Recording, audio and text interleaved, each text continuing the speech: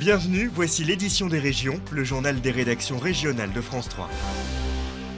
Il fait beau et il fait chaud sur l'ensemble du pays et même à la montagne, comme ici dans les Hautes-Alpes, à Orcières-Merlette.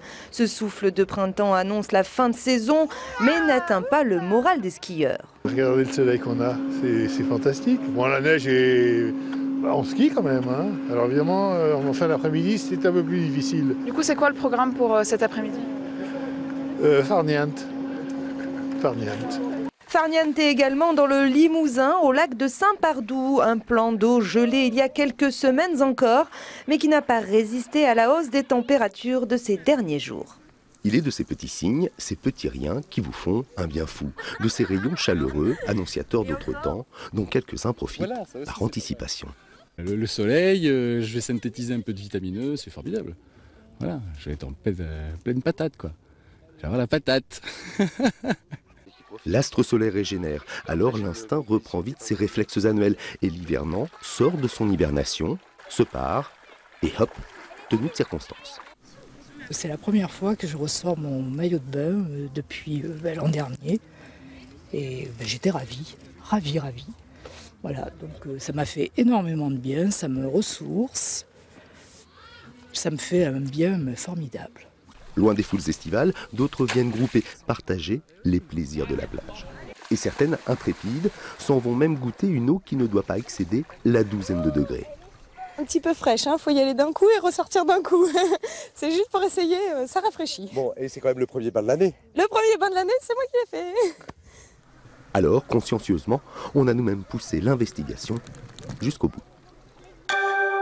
C'est un record dont on se serait bien passé. Le litre d'essence a franchi la barre des 2 € dans plusieurs stations-service parisiennes. Certes, le phénomène reste marginal, mais la flambée des carburants plombe sérieusement le budget des franciliens. Une situation très pénalisante pour les professionnels de la route. À 2 pas de la Bastille, l'or noir n'a jamais aussi bien porté son nom. Sur ce trottoir, l'essence est devenue un produit de luxe. Les chiffres défilent et peuvent donner le tournis. Le samplon 95 vient de franchir les 2 € le litre. 16 € au lieu de d'habitude 13. Donc il y a une bonne augmentation. Je viens de passer le cap des 15 € que je n'avais pas passé depuis jamais. Ça va me tempérer, voilà, dans le sens où je vais plutôt faire une mixité avec les transports en commun. Quand je peux prendre le métro avec peu de stations, dans des heures creuses, je prendrai le métro. Cette flambée des prix, le gérant de la station la plus chère de Paris refuse d'en parler. À sa place, les industriels du pétrole se veulent rassurants. Le prix moyen de l'essence en France est de 1,63 € du litre. Donc 2 € du litre, c'est quelques stations, ça existe, c'est vrai, mais ce sont des volumes extrêmement faibles et très isolés. Un phénomène local, mais qui fait exploser les factures des professionnels parisiens du transport. Ok, je veux que tu fasses demi-tour là, que tu ailles au 3 quai Voltaire tout de suite. Dans cette entreprise, 250 coursiers avalent les kilomètres.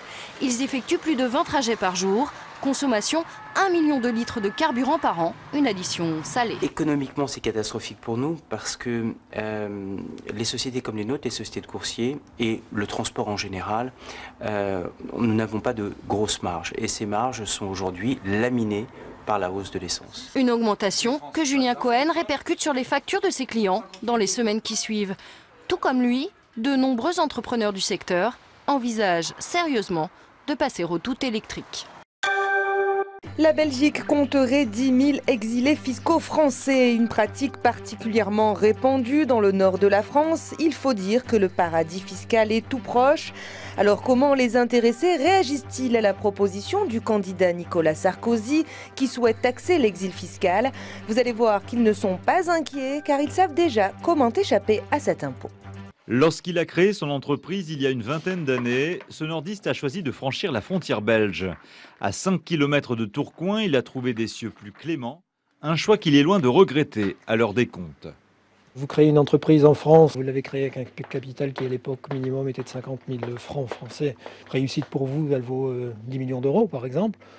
En France, vous laissez 3,5 millions d'euros au fisc français. Si vous êtes domicilié en Belgique ou si vous avez créé votre entreprise en Belgique, vous n'avez pas d'impôt sur la plus-value, donc zéro. Même constat pour l'impôt sur la fortune, les droits de succession ou les placements en bourse. Dans son exil fiscal, notre entrepreneur ne craint même pas la menace d'un impôt sur la nationalité brandi par Nicolas Sarkozy. Quelqu'un qui a une énorme société en France peut très bien avoir vendu ses parts de sa société à une holding qui est à l'étranger, qui est en Belgique, au Luxembourg ou en Suisse. Et les dividendes qui vont remonter ne vont plus remonter en tant que personne physique, mais en tant que société, ce qui permettra d'échapper éventuellement à cette nouvelle taxe qu'on nous propose. Un état d'esprit partagé par les grands capitaines d'industrie du Nord. Dans ce petit village belge de Néchin, 40% de la population est française. Elle a fait main basse sur ces villas cossues. Cette artère a même été rebaptisée rue des Muliers, propriétaire d'une célèbre enseigne de grande distribution. Cet avocat conseille des dizaines d'entrepreneurs nordistes. Selon lui, la surenchère fiscale ne peut qu'accélérer ce mouvement. C'est une mesure qui est essentiellement électoraliste. C'est de la surenchère dans la démagogie fiscale à laquelle on assiste aujourd'hui. Et personne n'a de véritable projet fiscal d'harmonisation européenne, parce que c'est ça la vraie question. Arrivons à une harmonisation européenne, ouvrons encore plus les frontières, bien au contraire, je veux dire, à l'intérieur de l'Union, mais avec des règles identiques pour chacun, et on n'aura plus ces problèmes-là. Une harmonisation qui pourrait éviter à la France de perdre chaque année plus de 50 milliards d'euros. D'ici là, la Belgique restera comparable aux Bahamas sans le soleil ou aux îles Caïmans sans cocotiers, un véritable paradis fiscal. On parle souvent des mariages blancs, mais les mariages gris, eux, restent méconnus. Najib, un habitant des Pyrénées-Orientales, a été victime de cette union frauduleuse. Il a épousé Nadia par amour, mais la jeune Marocaine, elle, voulait juste obtenir un titre de séjour. Une arnaque sentimentale qui l'a profondément blessé.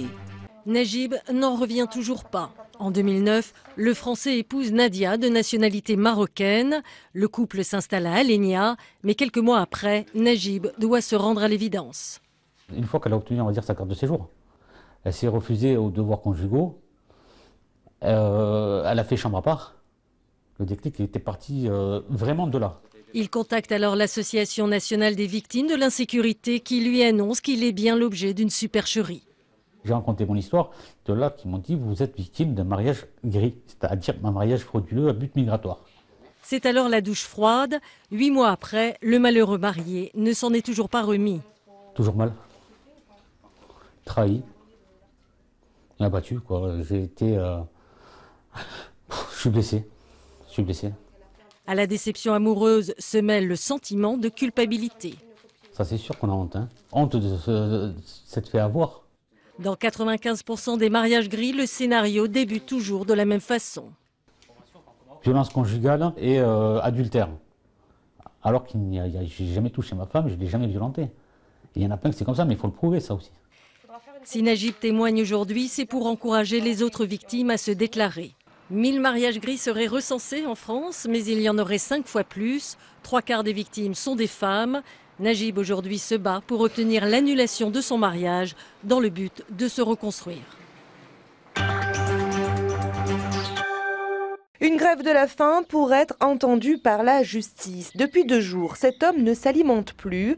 Il ne supporte pas que l'assassin de son père puisse un jour retrouver la liberté. Le meurtrier présumé a été reconnu irresponsable par plusieurs experts psychiatres. Alors même si l'instruction est toujours en cours, il ne comparaîtra jamais devant une cour d'assises. Il devrait être interné en psychiatrie. Ce que je voudrais, c'est qu'il soit enfermé à vie, interné à vie en psychiatrie. Je ne veux plus pouvoir le rencontrer nulle part. Et donc vous êtes jusqu'où vous êtes prêt à aller? Eh ben, jusqu'à ce qu'on m'entende. Si personne ne m'entend, eh ben, je continuerai. Depuis 6 mois, la famille de la victime n'a plus aucune nouvelle de la justice. Donc il y en aura 2 là au bout du L, dont une est sur ce côté-là et orientée directement là-bas sur le relais d'assistante maternelle qui est le toit rouge et blanc qu'on voit sur le parking. Haro sur les mauvaises ondes à Bron. Les habitants ont appris par hasard que Free, le nouvel opérateur de téléphonie mobile, allait installer des antennes relais dans leur quartier sur le toit d'un foyer pour personnes en difficulté. Le bâtiment étant privé, la mairie n'a pas pu s'opposer au projet, mais les riverains, eux, sont bien décidés à se battre pour dissuader l'opérateur. Et Free n'a pas fini de batailler car il doit installer des centaines d'antennes sur tout le territoire. Vous avez la dernière scène qui représente le jugement dernier. Jésus est assis sur un arc-en-ciel. Eh bien, vous ne voyez pratiquement plus les couleurs de l'arc-en-ciel. Des couleurs qui pâlissent et qui créent la polémique. Ces tapisseries flamandes de la Chaise-Dieu, classées monuments historiques, ont déjà fait l'objet de plusieurs restaurations. Des rideaux protecteurs ont même été installés, mais rien n'y fait. Pour les préserver, une seule solution, ne plus les exposer en permanence et les remplacer par des copies.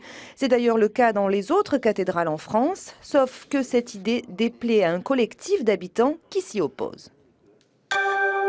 Besançon célèbre Victor Hugo. Grâce à la générosité d'un donateur franc-comtois, la ville natale du poète a enrichi le fonds qui lui est dédié. Lettres, photos ou mèches de cheveux, autant de documents précieux conservés dans les archives. Une partie de ces collections fait l'objet d'une exposition. Voici la dernière pièce remise à la ville le 25 février dernier par le donateur Norbert Ducrot-Grandry. Une mèche de cheveux que Victor Hugo adressa à sa maîtresse Juliette Drouet en 1836 et qu'il encadrera pour elle plus tard en exil. Il l'avait accompagné d'un petit billet. Vous avez ce qui est dedans, la pensée. Il est bien le moins que vous ayez aussi ce qui est dessus, les cheveux. Avec les dons et prêts ces dernières années de Norbert Ducrot-Grandry, né à Pontarlier, et quelques acquisitions de la bibliothèque, le fonds Hugo a pris du volume, passant de 10 à 40 documents autographes, au total une centaine de pièces aujourd'hui. Jusqu'à présent, alors que nous sommes quand même la ville natale du poète, nous n'avions, si j'ose dire, et si je caricature un peu, que l'acte de naissance. Aujourd'hui, nous avons un certain nombre de correspondances, un fonds important d'iconographie, tant en termes de caricature que quelques photos. Celui-ci est un fragment inédit, un texte que Hugo n'a pas utilisé, qu'il a jeté simplement sur le papier. Avec la dynamique autour de l'ouverture en 2013 de la maison natale, la porte reste ouverte aux acquisitions en fonction du budget. L'une des plus récentes est cette lettre adressée à Victor Hugo par sa marraine, Madame de Lélée. Et c'est en fait une lettre adressée par la marraine de Victor Hugo, une lettre qu'elle écrit à Victor et à Adèle en se plaignant du fait qu'ils ne viennent pas à Besançon. Elle écrit « Nous nous gênons de vous ». Une partie des documents du fonds Hugo est encore visible à la médiathèque Pierre Bel jusqu'au 14 avril avec plusieurs visites guidées programmées pour éclairer le regard des visiteurs.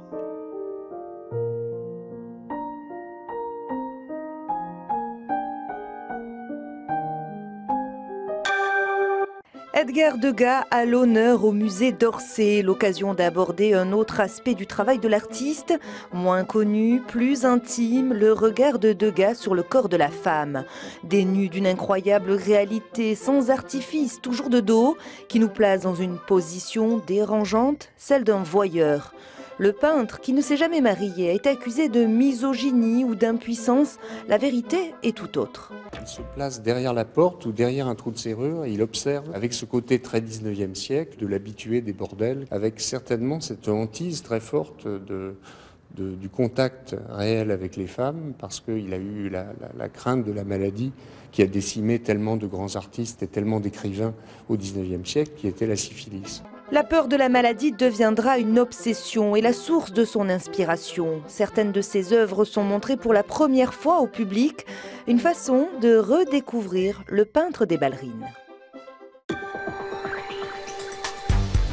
Tout de suite, votre édition des initiatives.